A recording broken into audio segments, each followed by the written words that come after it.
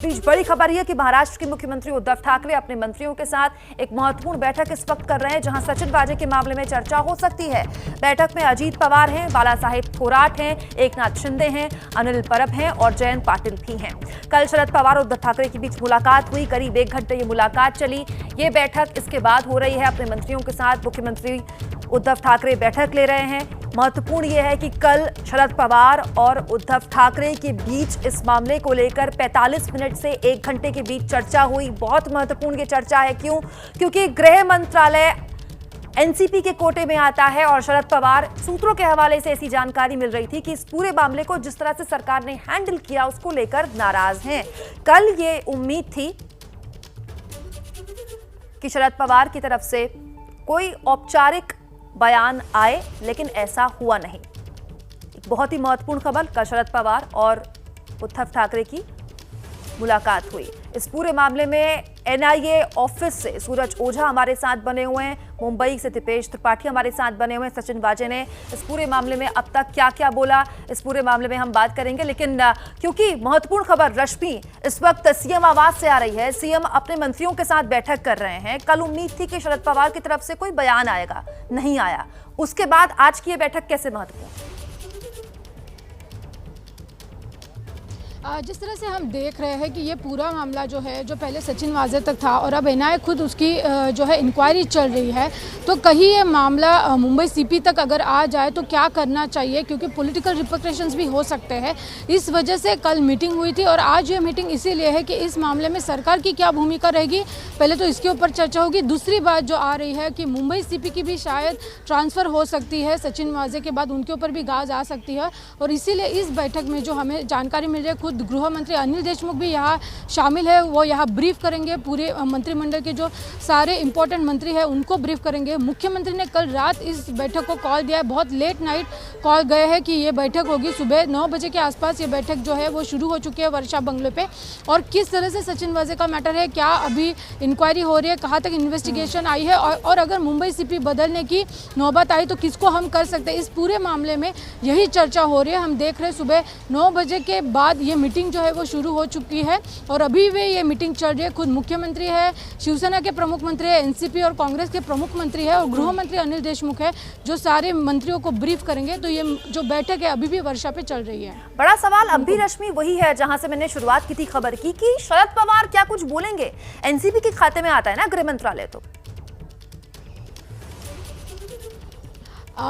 इस बारे में जब सचिन वाजे के मामले में जब शरद पवार को पूछा था तो उन्होंने ये कहा था कि ये स्थानीय मामला है, ये कोई सरकार का धोरण नहीं है, इसलिए कहीं पे शरद पवार या एनसीपी दिखा नहीं रही है कि ये इतना बड़ा मामला है जिसके लिए कोई बड़ा पॉलिटिकल डिसीजन हो सके। तो ये पहले उन्होंने रविवार के दिन ये उन्होंने स्पष्ट कर दिया था, इसीलिए वो इस मामले में कोई बात नहीं कर रहे। पर कल जब सारी खबरें आई थी उसके बाद खुद राष्ट्रवादी के जो प्रदेश अध्यक्ष है, मैं आऊंगी रश्मि आपके पास, बीच में आपको रोक रही हूँ क्योंकि इसी को लेकर एक बड़ा अपडेट आ रहा है। विस्फोटक वाली साजिश को लेकर बड़ी खबर। सूत्रों के मुताबिक सचिन वाजे ने जांच के दौरान जो सबूत जुटाए वो रिकॉर्ड पर नहीं रखे। ये जानकारी एबीपी न्यूज के हाथ लगी है।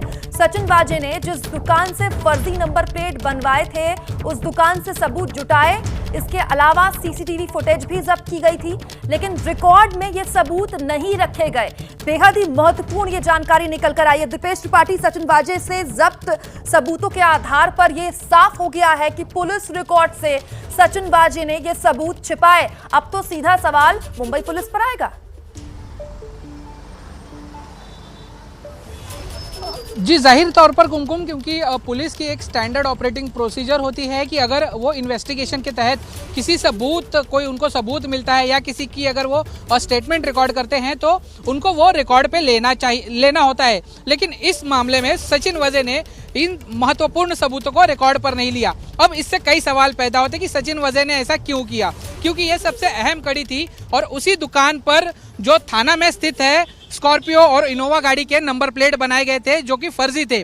उस दुकान की डायरी सचिन वाजे ने जब्त की, सचिन वाजे की टीम ने जब्त की, दुकान के सीसीटीवी फुटेज लिए, जिसने सीसीटीवी फुटेज में शायद वो चेहरा कैद हो जिसने ये नंबर प्लेट बनवाए हो, ऐसा भी कहा जा रहा है। लेकिन सचिन वाजे ने ये सब रिकॉर्ड पे क्यों नहीं लिया? साथ ही जैसे एक पुलिस के बड़े अधिकारी ने हमको बताया था कि जब सचिन वाजे इस मामले की जांच कर रहे थे तो उन्होंने वो मनसुख हिरन को पहले से जानते हैं, ये बात भी अपने आला अधिकारियों को नहीं बताई थी। तो ये सारी चीजें छुपाने के पीछे मकसद क्या है? सचिन वाजे क्या छुपाना चाहते थे?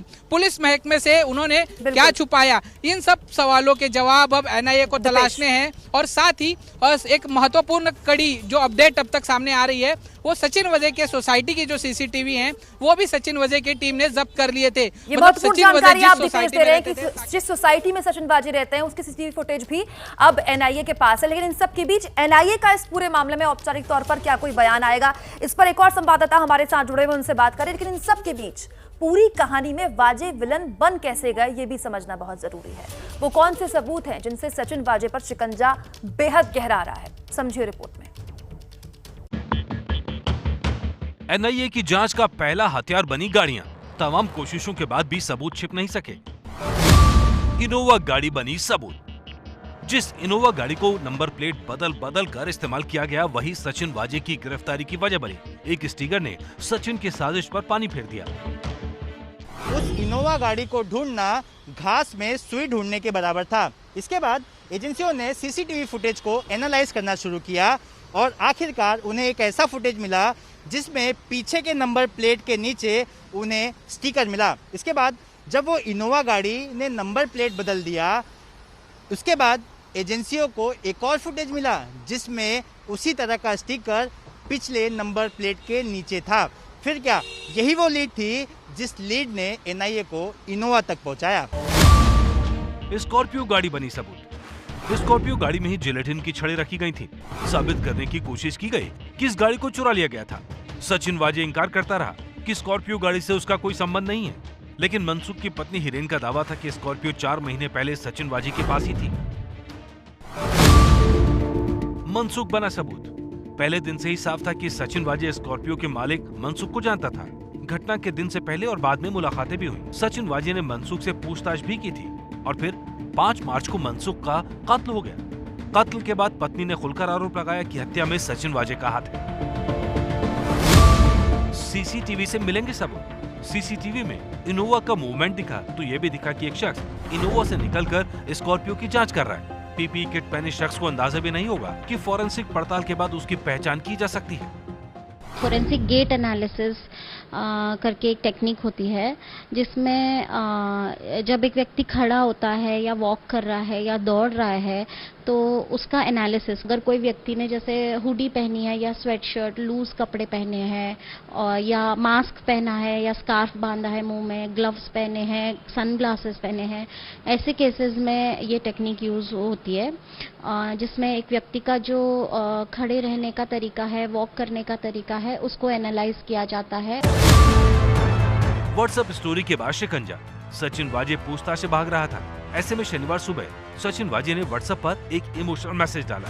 ऐसा लग रहा है कि इतिहास एक बार फिर से दोहराया जाएगा। मेरे साथी अधिकारी गलत तरीके से मुझे फंसाने में लगे हैं, लेकिन पहले की तुलना में इस बार स्थिति अलग है। उस वक्त मेरे पास 17 साल की आशा थी, संयम था, जिंदगी और सर्विस भी थी।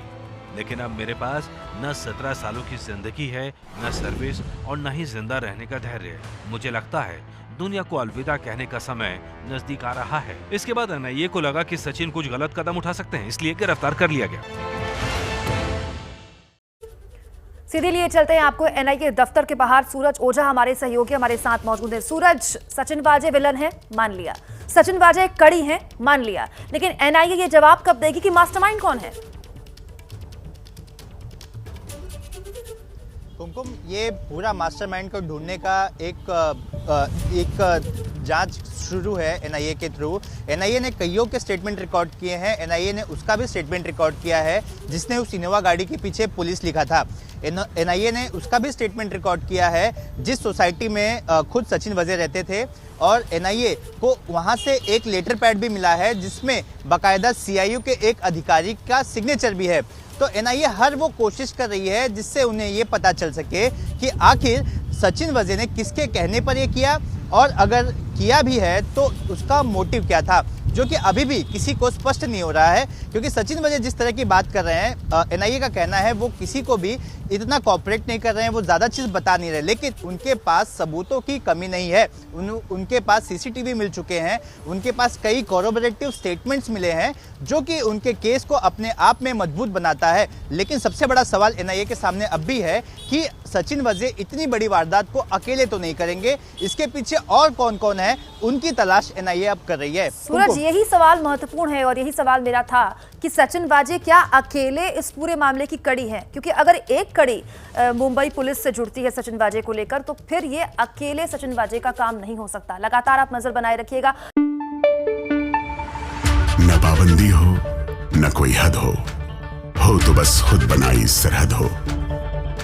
ये मुहिम है परतों में छिपे हर सच की तलाश की, सियासत पर रखी पैनी नजर और आंख की, खबरों की दुनिया में एक जिम्मेदार आवाज की, जुर्म और जुल्म के खिलाफ हर बेबस के लिए इंसाफ की।